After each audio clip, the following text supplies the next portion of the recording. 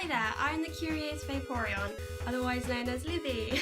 Either way, welcome to my channel and thank you for putting up with me so far, even though I kinda just started. Anyway, I'm here to talk to you guys about Rayman 2, The Great Escape. Well, I owned the DS version when I was a kid, so it's called Rayman DS for me, but either way, it's Rayman 2, The Great Escape. I think I owned this specific Rayman game when I was around 12 to 14 years old, and at the time, it freaked the hecko out of me. I remember being under my blanket at night in the dark, playing this game on the Cave of Bad Dreams level, and it seriously got me scared to the point where my heart was racing and I was even sweating. But first, let's talk about the game's storyline and its characters and which drive the plot forward. The game is based in a world called the Glade of Dreams. However, robot pirates have taken over this world and are destroying the world's core, otherwise known as little yellow fairies called Lums. It is Rayman's duty to travel the Glade of Dreams and take back the Lums and also acquire 4 magical masks which will awaken Pololocus,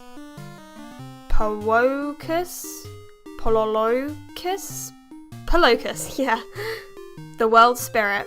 First we have, you guessed it, Rayman! Pretty bog standard. The main protagonist in the Rayman franchise. His role is to drive the plot forward with the help of the player. He appears as he appears in other Rayman titles. We also have Nightmare Fuel personified, literally, but his name is Jano. When I first saw him around the corner on my game, my heart stopped, and I was asking myself, why am I still playing it? And then we got the lovable big old blue looking frog thing.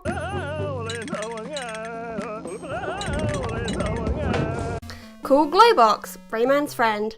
Rayman is introduced to Glowbox at the very beginning of the game, and it is in fact Glowbox who restores Rayman's power as he was captured and thrown into the same cell as him, due to the robot pirates wanting full control of the Glade of Dreams. Murphy is just a green bug thing, which I want to swat away when I was younger because of his terrifying voice! I mean, literally, listen to this.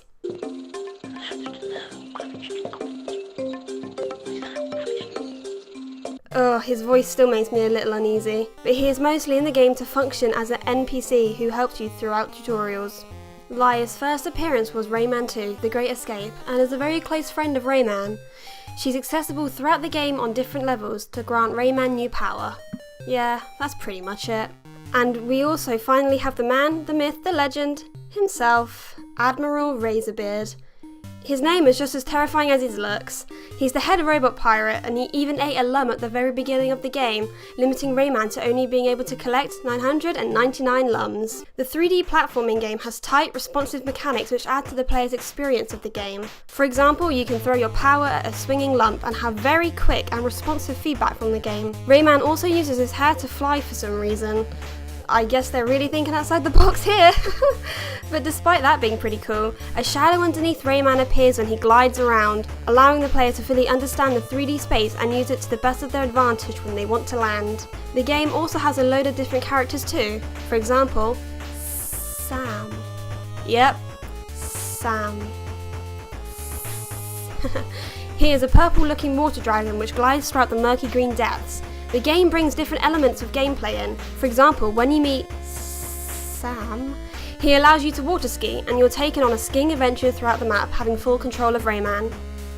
But this is where I could really go on, and I mean go on. Seriously, I am literally about to talk at you about the music used in this 3D platformer. The music was composed by Eric Chevalier. I feel as if he did a grand job creating a very creepy, dark and unsettling music throughout the game.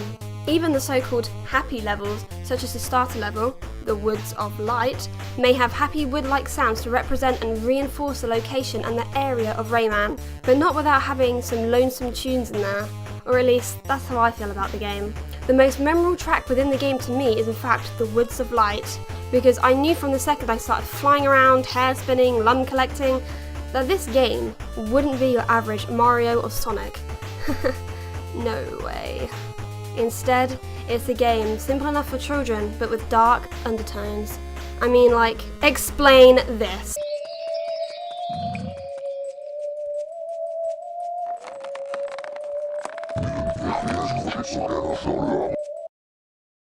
And you wouldn't get this in your Mario game, would you?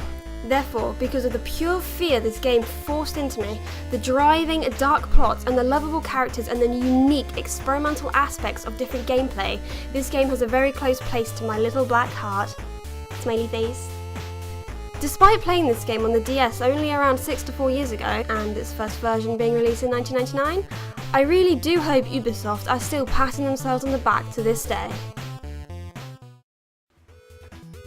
And there you have it. If you made it this far, thank you so much. So this is my first video and I just want to see how things go. I mean, the plan is to kind of just talk about games that I like. So whatever game I kind of just like, oh yeah, I'll talk to you about that. Or I will literally talk at you about this specific game because I like this game. Anyway, I doubt we'll even get that far. I mean, that's just me being really ambitious. But anyway, once again, thank you for watching. It means a ton that you actually made it to the end. I mean, I'm surprised. But anyway, thank you, and hopefully I'll see you again.